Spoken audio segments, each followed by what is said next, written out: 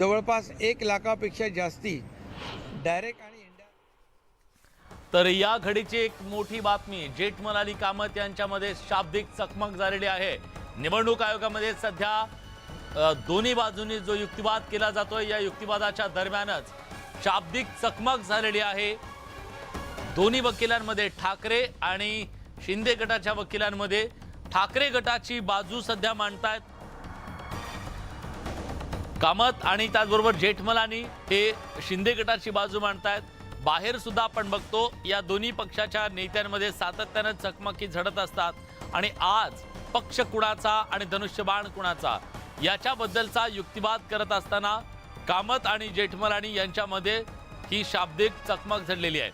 काही वेळापूर्वीच कामत यांनी आपली बाजू मांडताना महत्त्वाचे मुद्दे उपस्थित केलेले होते आणि त्यानंतर जेठमलानी यांनी रिजॉइंडर देताना त्यांनी सुद्धा काही महत्त्वाचे मुद्दे मांडले। याच दरम्यान जेठमलानी आणि कामत यांच्यामध्ये ही शाब्दिक चकमक झाल्याचं कळतंय। आज जवळपास आता 2 तासापेक्षा जास्तचा कालावधी झालेला आहे। प्रशांत आपले प्रतिनिधी आता आपल्या सोबत आहेत, आपण थेट त्यांच्याकडे जाऊया। प्रशांत, नेमकं काय घडलं कोर्टात? नाही, अतिशय महत्त्वाचा म्हणजे अतिशय महत्त्वाचा मुद्दा या दरम्यान घडलेला आहे। एक खास करून जर बघितलं तर देवदत्त कामत आणि यांच्या दरम्यान वाद झालेला आहे। एकीकडे ज्या पद्धतीने माहिती मिळते की यामध्ये जेव्हा देवदत्त कामत आपले मुद्दे मांडत होते त्यावेळेस निश्चितपणे जर बघितलं आपण तर यामध्ये वादाचा पडसाद उमटले। त्यामध्ये त्यांनी कामत आणि जेठमलानी यांच्यात जेव्हा वाद निर्माण झाला, युक्तिवाद सुरू असताना कामत यांना महेश जेठमलानी यांनी प्रतिनिधी सभा केवळ तुमचीच कशी असू शकते प्रश्न या दरम्यान ठाकरे गटाचे वकील कामत आणि महेश जेठमलानी यांच्या निवडणूक महेश जेठमलानी यांनी आक्षेप घेतला। त्यानंतर केंद्रीय निवडणूक आयोगाच्या वतीनं यामध्ये मध्यस्थी करण्यात आली, हस्तक्षेप करण्यात आला आणि तो वाद सोडवण्यात आला। त्यानंतर पुन्हा एकदा खास करून देवदत्त कामत यांनी आपला युक्तिवाद सुरू केलेला आहे। नक्कीच जे रस्त्यावरती घडतंय ते पुन्हा निवडणूक आयोगाच्या समोर सुद्धा घडतंय असं म्हणावं लागेल।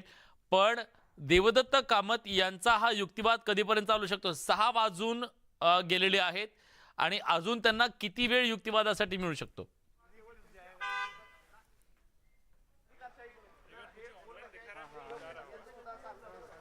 प्रशांत, माझा आवाज पोहोचतोय? तर सध्या निवडणूक आयोगामध्ये ठाकरे आणि शिंदे गटाच्या वकिलांकडून जोरदार युक्तिवाद केला जातोय। याच युक्तिवादाच्या दरम्यान शिंदे गटाच्या वकिलांसोबत ठाकरेंच्या वकिलांचा हा शाब्दिक चकमक तिथं झालेली आहे। शाब्दिक चकमकीमध्ये पुन्हा निवडणूक आयोगाला हस्तक्षेप करावा लागलेला आहे। प्रशांत, कधीपर्यंत ठाकरे गटाचा हा युक्तिवाद चालू शकतो? आपकी बात महत्वाचा म्हणजे साधारणतः अजून युक्तिवाद सुरू असण्याची शक्यता आहे। आता देवदत्त कामत यांच्यानंतर पुन्हा एकदा रिजॉइंडर येण्याची शक्यता व्यक्त केली जात आहे। या घडीला हे अत्यंत महत्त्वाचं आहे की अजूनही युक्तिवाद सुरू असल्याची माहिती आहे। या सगळ्या प्रकरणी जर बघितलं आपण, ज्या पद्धतीने हा वाद झाला होता, देवदत्त कामत आणि सोबतच महेश जेठमलानी यांनी काही आक्षेप घेतले होते आणि त्या आक्षेपानंतर यामध्ये वाद झाला। त्यानंतर केंद्रीय निवडणूक आयोगाने हस्तक्षेप केला आणि हस्तक्षेप करून हा वाद सोडण्याचा प्रयत्न केला। त्यानंतर देवदत्त कामत यांनी आपला युक्तिवाद पूर्ण करण्याचा प्रयत्न केलेला आहे, अशी माहिती सध्या प्राप्त झालेली आहे। लवकरच या संदर्भात अतिरिक्त अपडेट येण्याची शक्यता आहे आणि जर बघितलं आपण तर या संदर्भात अजूनही नवीन काही माहिती येते का, कारण की केंद्रीय निवडणूक आयोगाच्या वतीनं या संदर्भात काही नवीन निर्णय दिला जातो का, हे देखील पाहणं महत्त्वाचं ठरणार आहे। नक्कीच, पण सध्या ज्या प्रकारे एकमेकांच्या विरोधात जोरदार युक्तिवाद केला जातोय त्यातून आता खरं तर कामत आणि जेठमलानी यांच्यातला हा वाद आणि त्याच्यामध्ये पुन्हा एकदा निवडणूक आयोगाने हस्तक्षेप केलेला आहे। पण आज दिवसभर ज्या वेगवेगळ्या घडामोडी घडत होत्या त्यात सध्या अंतिम टप्प्याकडे ही सगळी सुनावणी जाते असं म्हणावं लागेल, कारण गेल्या 2 तासापेक्षा जास्त काळ ही सगळी सुनावणी तिथं पार पडते आणि या सुनावणीच्या दरम्यान सुरुवातीला कपिल सिब्बल यांनी युक्तिवाद केलेला होता। त्यानंतर कामत हे युक्तिवादासाठी उभे राहिलेले देवदत्त कामत यांनी काही महत्त्वाचे मुद्दे तिथे मांडले। विशेषतः प्रतिनिधी सभेच्या संदर्भात त्यांनी सांगितलं प्रतिनिधी सभेतलं बहुमत हे ठाकरेंच्या सोबत आहे, त्यामुळे पक्ष चालवणारी सगळी जी यंत्रणा आहे ती प्रतिनिधी सभा अतिशय महत्त्वाची भूमिका बजावते पक्षाच्या सगळ्या रचनेमध्ये।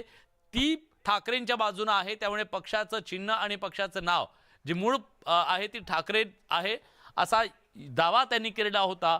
पण नेमक्या त्याच मुद्द्यावरती आक्षेप घेतला जेठमलानी यांनी, जे सध्या शिंदे गटाचे वकील म्हणून तिथे युक्तिवाद करायला पोहोचलेले आहेत. गेल्या वेळेस सुद्धा त्यांनी तो युक्तिवाद केलेला होता आणि त्यांनी सांगितले की प्रतिनिधी सभा ही फक्त तुमचीच कशी, असा सवाल सुद्धा त्यांनी उपस्थित केलेला आहे. आणि त्यामुळे त्यांच्या या दोन मोठ्या वकिलांच्या दरम्यान, दोन्ही गटाच्या वकिलांच्या दरम्यान काहीशी शाब्दिक चकमक झडली. प्रशांत, अपडेट. महत्वाचं म्हणजे शिंदे गटाच्या वतीने जे आज मुद्दे मांडण्यात येणार आहेत त्यांनी स्पष्ट केलं आहे की निवडणुकीमध्ये प्री पोल अलायन्स झालं होतं शिवसेना आणि भाजपचं, आणि त्यानंतर भारतीय जनता पक्षासोबत गव्हर्नमेंट स्थापन करायचा निर्णय झाला होता. असं असताना ज्या पद्धतीनं आणि ऐनवेळी उद्धव ठाकरेंनी राजीनामा दिलेला आहे त्यामध्ये, आणि त्यानंतर जेव्हा त्यांची राजीनामा दिला त्यानंतर या पार्टीला म्हणजे या जे प्री पोल अलायन्स होतं त्याला पुढे घेऊन जाण्याचा प्रयत्न कुठेतरी एकनाथ शिंदे या गटाच्या वतीनं करण्यात आलेला आहे. त्यानंतर हे सिब्बल यांनी मांडलं आहे की त्यांच्याकडे नंबर नाही आहे. हे सुप्रीम कोर्टात मांडलेलं होतं, त्यामुळे त्यांनी राजीनामा दिला होता. सुप्रीम कोर्टामध्ये हे स्पष्ट केलं होतं की एकनाथ शिंदे जेव्हा मुख्यमंत्री बनले त्यावेळेस स्पष्ट झालं होतं की उद्धव ठाकरे यांनी राजीनामा दिला होता. उद्धव ठाकरेंचा राजीनामा देण्याच्या वेळेस कपिल सिब्बल यांनी सुप्रीम कोर्टात सांगितलं होतं की त्यांच्याकडे नंबर नाही आहे, म्हणजे त्यांच्याकडे संख्या नाही आहे, त्यामुळे त्यांनी राजीनामा दिला होता. आणि त्यानंतर त्यांचं हे म्हणणं होतं की ज्या पद्धतीनं महाविकास आघाडी निवडल्या गेली होती, या महाविकास आघाडीला कुठल्याही प्रकारचं प्री पोल अलायन्स नव्हतं, आणि त्यामुळेच ज्या पद्धतीनं उद्धव यांचं संपूर्ण जे कामकाज होतं, ठरलेल्या गोष्टी होत्या त्या आम्ही पुढे नेण्याचा प्रयत्न केलेला आहे. आणि या घडीला आमचे जे नंबर आहे, आमची जी संख्या आहे, यामध्ये कुठलाही वाद नाही आहे. जो वाद आहे असं बोलला जात होता, आमच्याकडे कुठलाही वाद नाही आहे, आमच्याकडे बहुमत आहे असं त्यांचं म्हणणं आहे. त्यामुळे एकनाथ शिंदे आमचे मुख्य नेते आहेत. प्रतिनिधी सभेतलं जे बहुमत आहे ते आमच्याकडे आहे. पक्ष चालवण्यासाठी जी प्रतिनिधी सभा महत्वाची असते ती प्रतिनिधी सभा, त्याचं बहुमत आमच्याकडे. हा मुद्दा कसा खोडून काढला जातो शिंदे गटाच्या वकिलांकडून? शिंदे गटाच्या वकिलाकडून हा एक मुद्दा खोडून काढला जातो. त्यांनी स्पष्ट केलेलं आहे की त्यांच्याकडे जरी प्रतिनिधी सभा असली तर आमच्याकडे विधिमंडळाचा आहे, आणि आमच्याकडे देखील प्रतिनिधी सभा आहे, आमच्याकडे देखील मेंबर आहे. त्यांच्या याच्या शिवसेना पक्षामध्ये मूळ शिवसेनेमध्ये असलेले जे प्रमुख नेते आहेत त्यापैकी अनेक नेते आमच्यासोबत आहेत, त्यामुळे आमची देखील प्रतिनिधी सभा ही अत्यंत महत्वाची आहे. तो पक्ष वेगळा आणि हा पक्ष वेगळा, म्हणूनच आमचा जो पक्ष आहे हा मूळ पक्ष आहे, आणि जो उद्धव ठाकरे यांच्या नेतृत्वाखाली पक्ष आहे हा डुप्लिकेट पक्ष आहे, बोगस पक्ष आहे, असा दावा महेश जेठमलानी करत आहेत. विलास, आता महेश जेठमलानी यांच्या रिजॉइंडर